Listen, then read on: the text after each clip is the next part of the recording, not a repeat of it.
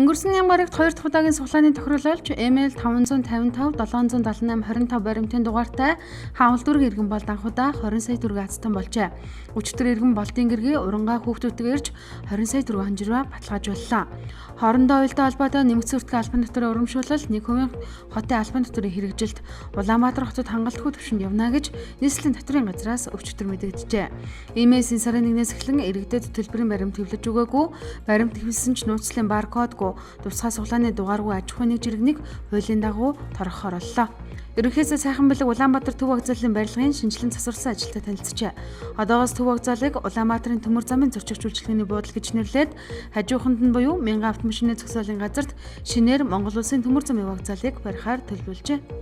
Иргэд албан үйлчилгээ авахдаа заавал өрийн биеэр очиж гарын үсэг зөрөх хооронд онлайнаар баталгаад гарын үсгээ явуулах боломж бүрдэж эхэлжээ. 3 дугаар сарын 1-ний өдрөөс тоон гарын үсгийн гэрчлэгийг иргэдэд бүртгэл статистикийн ерөнхий газрын салбар нэгжүүдээр дамжуулан олгоно. Ингэхдээ иргэний захин үнэлэхээр нь тоон гарын үсгийг бичих юм байна. Харин аж ахуйн нэгжүүдэд гайл доторын ерөнхий газар, нийгмийн даатгалын ерөнхий газрын салбар нэгжүүдээр дамжуулан 4 дугаар сарын 1-ээс олгох юм а. Ардчилсан хувьсгалын анхаагчдын зөвлөлийн зүгээс өчигдөр улс төрийн намын тухай хуулийн төслийн шинжилсэн найруулгын төслийг нэн дараа үйлцэж баталгахыг шаардлаа.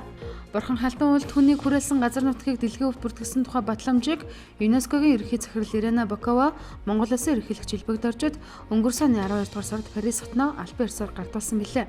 Уг батламжийг өчигдөр Монгол Улсын ерөнхийлөгч Илбэг Дорж гадаад эрхийн сайд ЮНЕСКОгийн үндэсний комиссийн дарга Пүрэвсэрэн, Улсын хурлын гишүүн боловсрол саншин тухайны сайд Ган Төмөр, Улсын хурлын гишүүн Байгалчин ногоон хөгжил ажилжуулчлалын сайд Бацэрэг, Хинтэн аймгийн засаг дарга Оюнбаатар, Төв аймгийн засаг дарга Баярутнаар гардуулаа өгчээ. Нэмэгдсэн хүртгээ албан доторын тухай хуулийн 7 дугаар зүйлийн 7-23 дахь заалтаар нотариатын үйлчилгээнд 7 дугаар зүйлийн 7-17 дахь заалтаар өмгөөлөл хуульцсан зөвлөгөө өгөх үйлчилгээ нэмэгдсэн хүртгээ албан дотор ноогдуулсан нь Монгол Улсын хурлын бүрэн эрхийн хүрээнд хамаарах асуудал бөгөөд үндсэн хуулийн холбогдох заалтыг зөрчөөгүй гэсэн дүгнэлтийг үндсэн хуулийн цэцээс өчигдөр гаргажээ.